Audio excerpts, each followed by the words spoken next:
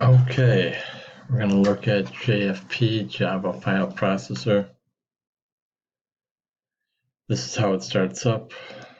There's a bat file for debug mode. It automatically turns on debug. So here are the log files for that. It opens up.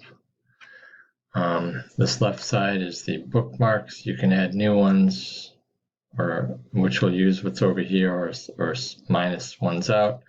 This @ sign refreshes your bookmark, reads them, and you can edit it and open the file and make what you want. So let's do some basic searching. So hit the search button. Let's go to our test area folder. Okay, so let's go to a source directory where I have source code. It tells you the number of files and folders every time you go into something. Now in this checkbox menu, it brings these drop-down items. Here you can do things like turn on showing of owner and group and stuff. So if you turn those on, now you'll get, who owns it, the laptop, the group, and the permissions, which, it would show for your files as well. So if you go something like that, you can see it's an archive file and that kind of stuff. For searching, it's better to turn that off.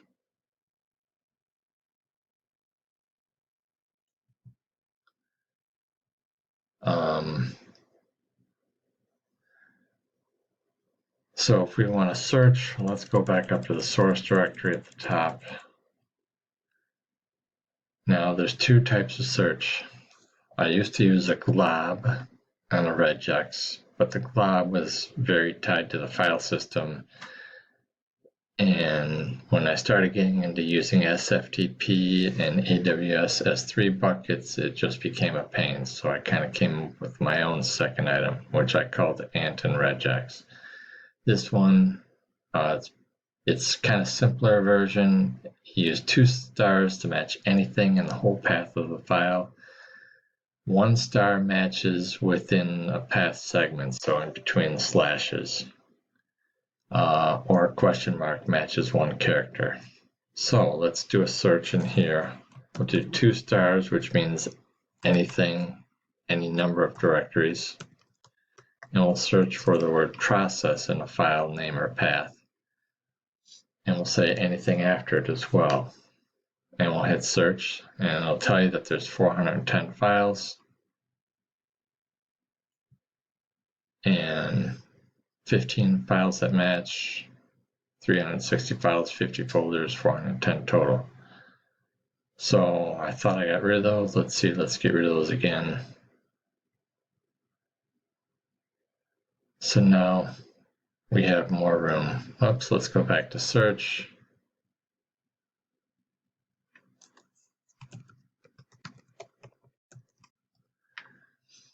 Okay, so now we just have more room. We can see the date and the size on the file, and we can see the whole length here. So all of these files should have the word capital process somewhere in them. And you see almost all of these are in the last file name itself. Okay, so now we can do something else because it's case sensitive. So we can do a small process. And now what we're going to see is I have a folder called JFile process with a little p, and so it's picking up all those that match the folder name. And in this case, it has both small p and capital P.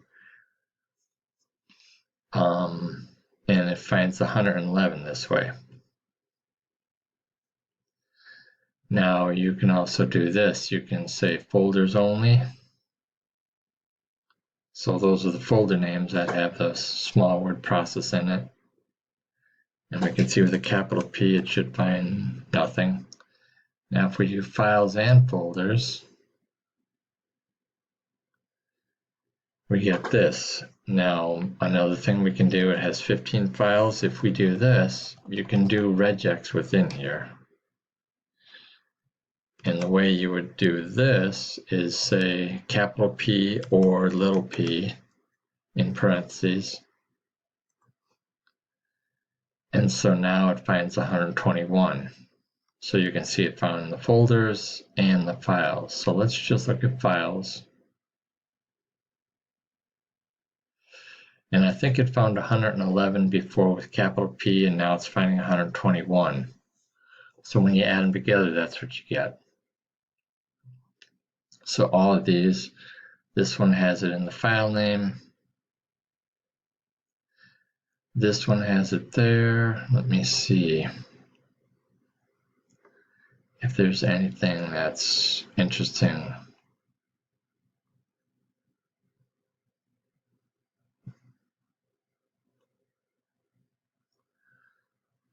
Okay, so what we can do is something like this. Now what this means is it's going to have to be any subfolders down, but it's going to have one level. It's going to have to find the word process in the level above the bottom. So in this case, it's got half the files because process has to be somewhere on this level, and then it can be anything for a file name over to the right. And we can do this. That cut it down even more. If we get rid of Java, it must have had some other file names in there. Oh yeah, see, dash hide, dash form, things like that. So now another thing we can do is we can say process has to be at the top of a path by putting a slash here. Now that finds nothing. So let's go back to this. So it can be anywhere and it doesn't have to be in the level before the file. So in this case, it's finding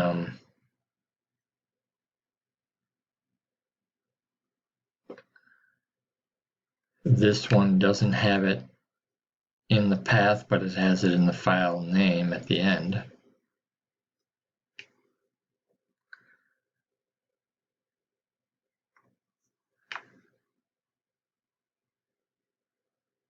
And let's check one other thing. Let's see if there's something that has something before the word process.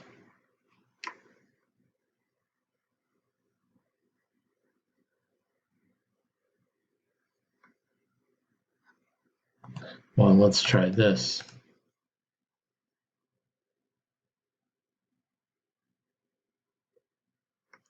So there's a lot of ways to search for file names and in particular levels and things like that. Now another way to do this is we can say one character. So in that's kind of maybe a simpler way of saying process because it'll do a capital P or a small p.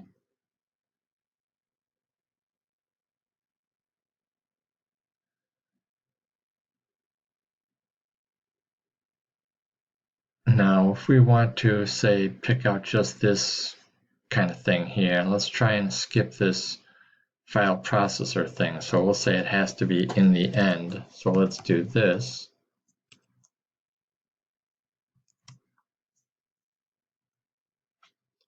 So now it's finding it because the last slash is here.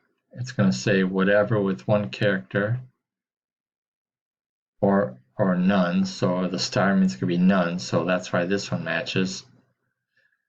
These match because the last name has the word process in it, dot something. And see, these are all having to match in the last file name. Okay, so another thing you can do is if we put this back, and let's do this, because it's case sensitive, it doesn't find anything. So what you can do is a regex command that would be like this.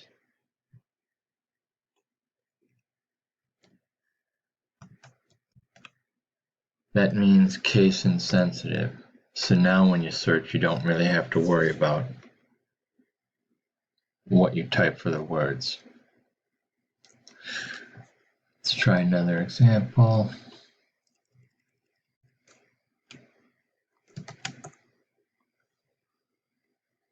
Okay, so now let's do a quick other examples of searches. Let's look for size real quick. So you have these two bigger ones at 100K. So on the numbers tab, let's say it has to be less than 163,194.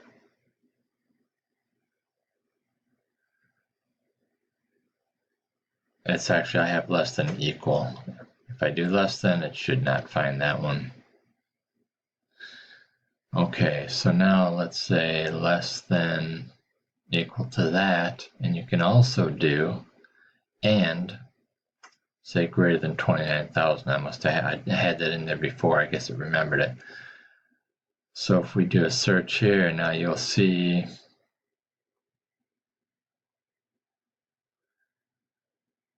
there should be one.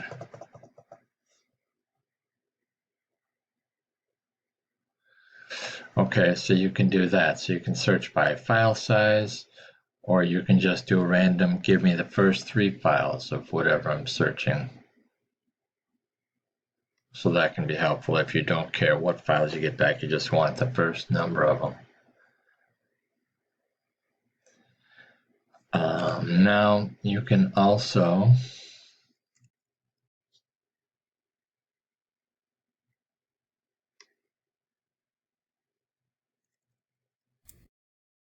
search by date, and you can do both of these. So maybe I'll put that back in there.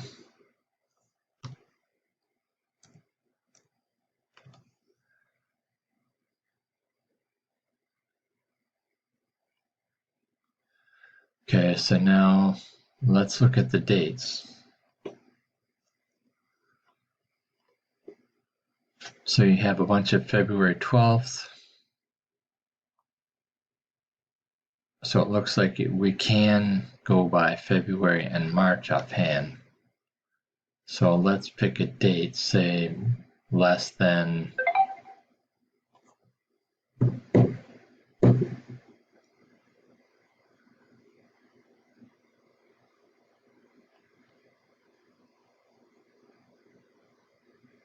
February 28th. Let's see what we get. So now you only have this date range. Now we can also again do and, say greater than February 11th, say.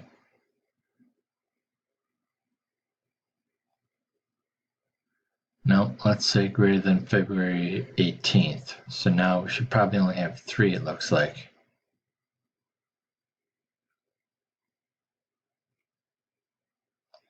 And so we do, we only have 3. So in this case, we're searching by numbers. We should be able to put in 1 here, or 2. So all of these can work with each other.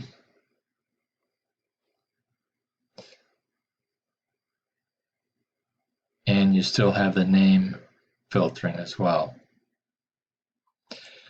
And you can also do this between the tabs, say the name and the date or the numbers. Now I'm not sure what this is going to give offhand, but we can do this real quick. So now it's like if the file is within a certain size range or date or name, you can filter them all. So to finish up, this application is written in Java. It does require Java 21 at this point because I'm using some threading stuff in the newer versions.